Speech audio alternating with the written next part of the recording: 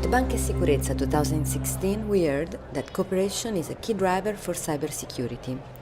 What are the cybersecurity strategies from an European law enforcement point of view? Well, the strategies that are out there are basically from quite a number of partners who have cybercrime and cyber threats from different angles. And all these partners obviously need to work together to make sure there is a maximum effect. For that, it requires that they, among each other, share information and identify exactly what it takes to be as efficient as possible. For us, for EC3, law enforcement, it is important that we help the member states in targeting their limited resources to be as effective as possible. That means that we need to understand exactly how crime is organized, how these networks work, and where we can hit them the hardest and the most effective way. But it also implies that you have to address it from multiple angles with partnerships in the private sector. These include financial services, but also the internet security industry.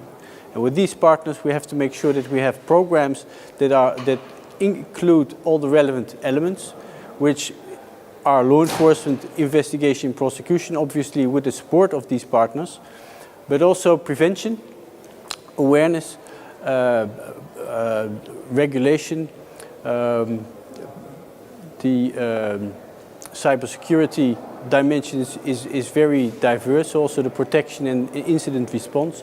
And throughout all this, it's important to share information as effectively as possible, not only for investigation, but also for proper early protection against all kinds of threats by externals.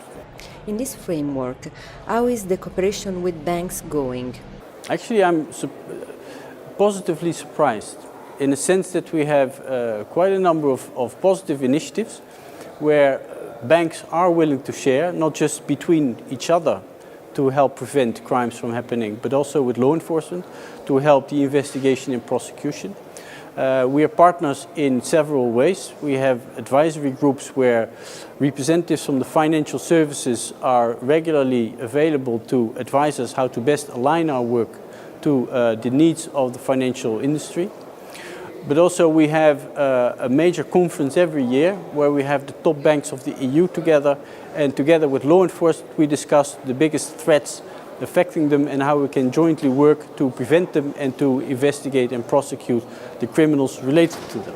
Do you think that the cooperation with banks can be a successful model for other sectors? I do think so. You have quite a number of sectors, and not all sectors are as much affected at this stage as the banks, so they're in fact they're forerunners compared to some of the other industries. We see that the intrusions and the theft, for instance, of ideas and investments in intellectual property, there's not much reporting on that because apparently there's no expectation that law enforcement can do much about it. As a result, there is within these sectors also limited possibilities of protecting each other and helping each other to better defend themselves.